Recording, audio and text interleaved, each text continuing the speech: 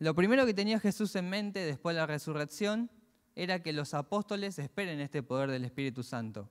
Este poder lleva a ser un testigo, y el hecho de que Jesús señale, por ejemplo, a Samaria, muestra que el Evangelio trasciende toda división. Después vemos que más adelante Pablo nos habla de que no hay ni judío, ni griego, ni varón, ni mujer, sino que el Evangelio es para toda criatura. Esto es importante que lo entendamos, que no tenemos que hacer esta discriminación a la hora de compartir la vida de Dios. Muchas veces nosotros tenemos algún prejuicio de la otra persona, de decir, no, esta persona no va a recibir porque tengo algún prejuicio malo, pero tenemos que entender que nuestro deber es predicarles a todos.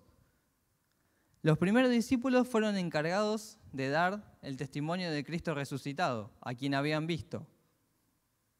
Jesús no ordena a sus discípulos que realicen ciertos rituales, esto es importante, que actúen de acuerdo con ciertas reglas o que se abstengan de ciertas actividades.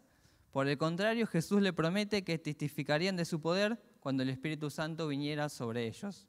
El Evangelio no son rituales, no son reglas, son actividades, es una vida que se imparte de espíritu a espíritu. Y si este espíritu no está obrando a través de mi vida, no va a ser posible esta impartición del Evangelio.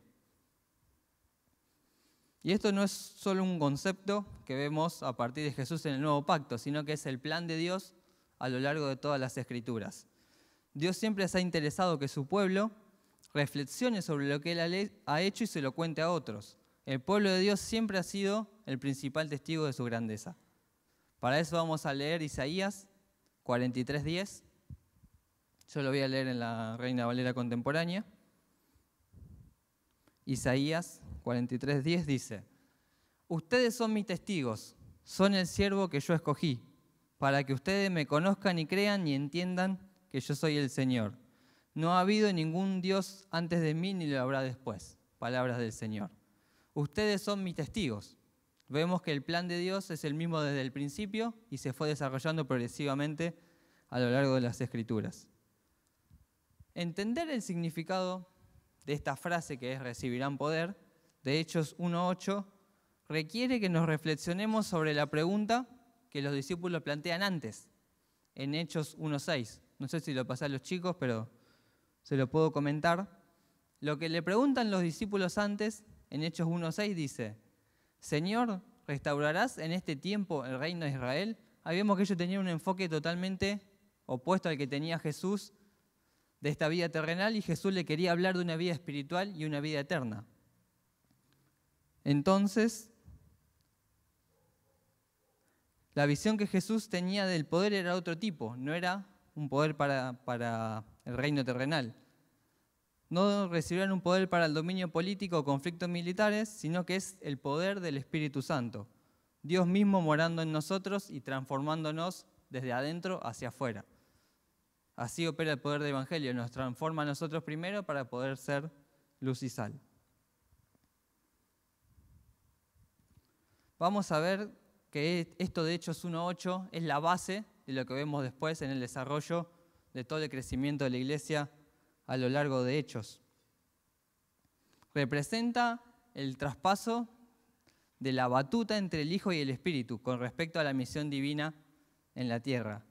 Jesús indicó tiempo antes en el discurso del aposento alto que en su cuerpo físico regresaría al cielo y su presencia aquí sería reemplazada por la obra del Espíritu Santo. Y les dijo a sus discípulos en Lucas 24 que permanecieran en Jerusalén hasta que llegara el Espíritu. ¿Por qué esto es importante? Porque no hay nada que podamos hacer que sea verdaderamente efectivo en el plan de Dios si no es por medio de la obra del Espíritu. Los apóstoles habían vivido con Jesús, podrían haber salido a predicar antes, pero no hubieran sido verdaderamente efectivos si no era a través de la obra del Espíritu. Es importante que nos llevemos hoy este punto, que nada en nuestra vida va a ser efectivo ni va a tener propósito si no es lo que el Espíritu verdaderamente quiere, que es el que conoce la voluntad y el plan de Dios.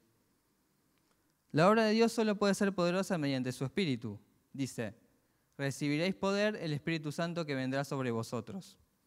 El problema de muchas iglesias en la actualidad es que se queda en un conocimiento teórico, es decir, esta vía en el Espíritu no es llevada a la práctica. Se conoce mucho acerca del Espíritu, pero no se tiene esa relación y esa intimidad que se tiene que tener con la persona del Espíritu.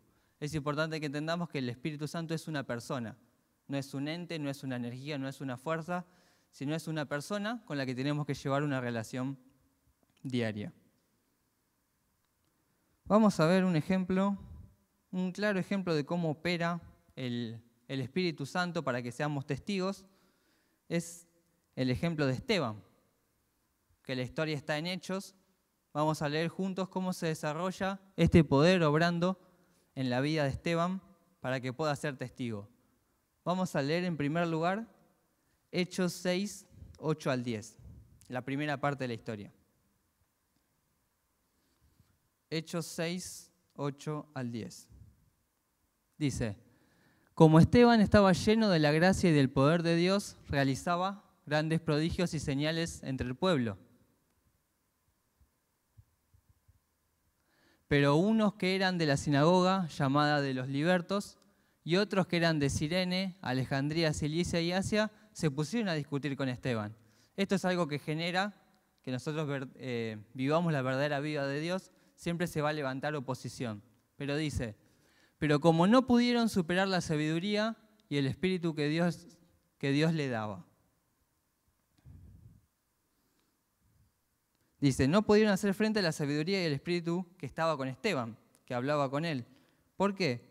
Porque el poder de Esteban no era humano, sino divino. Y es el mismo poder que todo creyente tiene cuando opera en esta vida llena del Espíritu Santo. Avanzando en la historia de Esteban, vamos a pasar al Hechos 7. Vamos a leer Hechos 7 del 51 al 60. Dice, Esteban hablándoles: pero ustedes son duros de cabeza, de corazón y de oídos. Siempre se oponen al Espíritu Santo, son iguales que sus padres. ¿A qué profeta no persiguieron? Mataron a los que antes habían anunciado la venida del justo, el mismo a quienes ustedes entregaron y mataron. Ustedes que recibieron la ley por medio de ángeles no la obedecieron. Cuando ellos oyeron a Esteban decir esto, se enfurecieron, tanto hasta que le rechinaban los dientes. Es lo que opera cuando el Espíritu Santo opera en la vida de una persona, genera esta oposición. Después sigue, pero Esteban, lleno del Espíritu Santo, levantó los ojos al cielo y vio la gloria de Dios y a Jesús a su derecha. Dijo entonces, veo los cielos abiertos y que el Hijo del Hombre está a la derecha de Dios. Pero ellos, lanzando un fuerte grito, se taparon los oídos y arremetieron contra Esteban. Y lo sacaron de la ciudad y lo apedrearon. Los testigos falsos pusieron sus ropas a los pies de un joven que se llamaba Saulo. Y mientras lo apedreaban, Esteban rogaba: Señor Jesús, recibe mi espíritu. Luego cayó de rodillas y clamó con fuerte voz: Señor, no les tomes en cuenta este pecado. Y dicho esto, murió.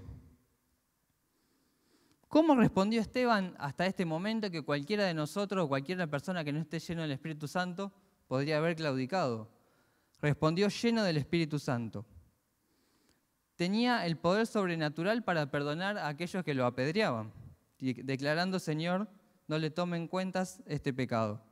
Esteban había recibido el poder y la plenitud del Espíritu para ser testigo de Jesús. De eso se trata Hechos 1:8, de operar en el poder del Espíritu y predicar el Evangelio hasta las últimas consecuencias. Vemos también cómo es este poder delegado en la iglesia. Vamos a leer Lucas 9:1 en la RBC. Si alguien tiene un pañuelito me ayudaría porque creo que la luz me pega y me hace transpirar. Gracias.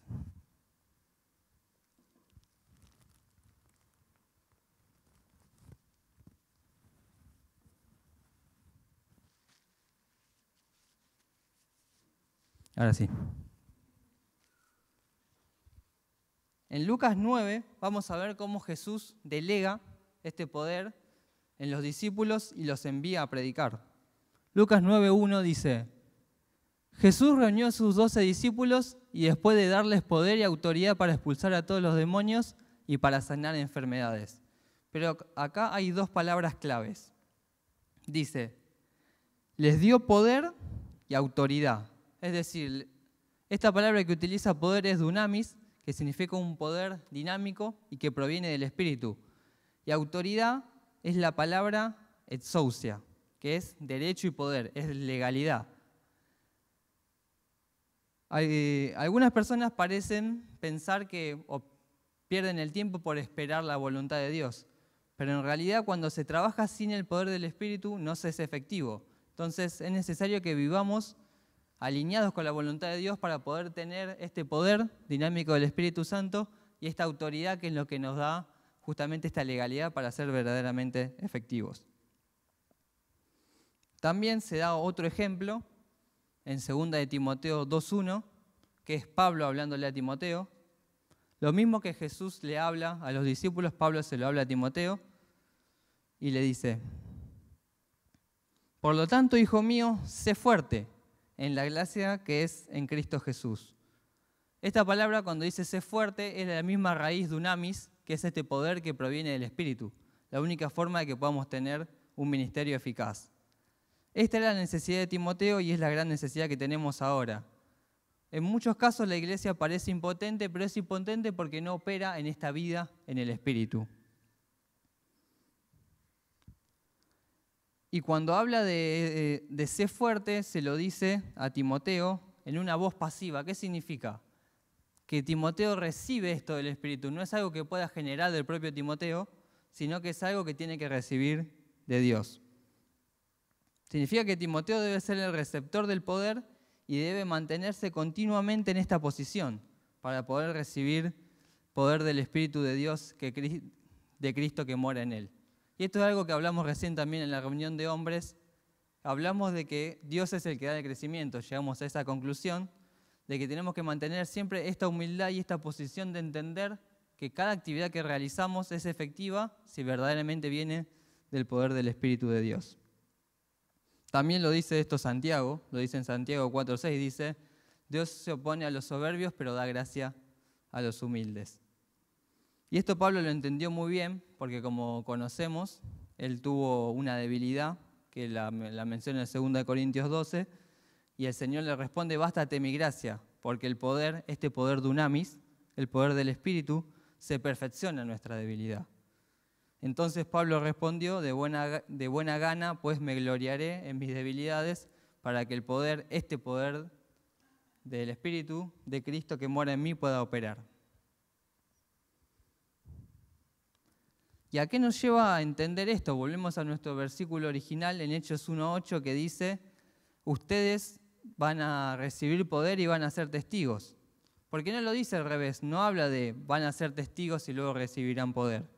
Es un punto interesante porque muchas veces pensamos que nuestro trabajo es instar a las personas a que salgan a hacer la obra de Dios. Pero no, cuando recibimos este poder, la obra de Dios es una obra natural en nuestra vida.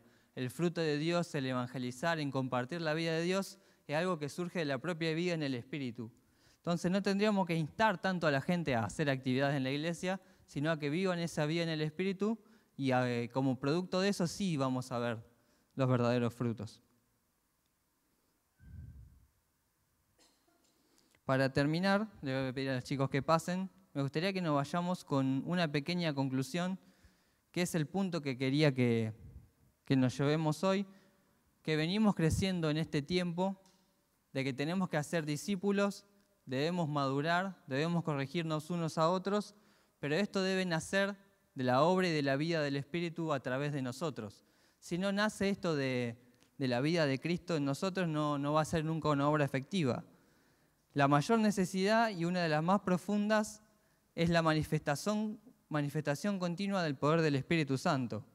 Debemos tomar como parámetro y medir el poder del Espíritu Santo en los corazones de los creyentes y verdaderamente veremos si ellos tienen un ministerio o una vida efectiva o no.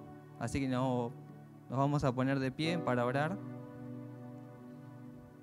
Quiero que nos podamos llevar a este punto. Debemos examinarnos a nosotros mismos y ver si estamos siendo efectivos o no en compartir el Evangelio. Y si no lo estamos haciendo es porque no estamos dejando obrar al Espíritu a través de nosotros. Así que oramos. Señor, te damos gracias por esta noche. Gracias por este momento que pudimos compartir, Señor. Queremos seguir creciendo en este entendimiento de la obra, Señor. de que no es con nuestra fuerza, no es con nuestro poder, Señor, sino que es solamente a través de la vida de tu Espíritu. Entendemos que tenemos una misión, Señor, tenemos que compartir el Evangelio, tenemos que discipular a otros, debemos madurar, pero debemos hacerlo a través de la vida del Espíritu. Te damos gracias en el nombre de Jesús. Amén.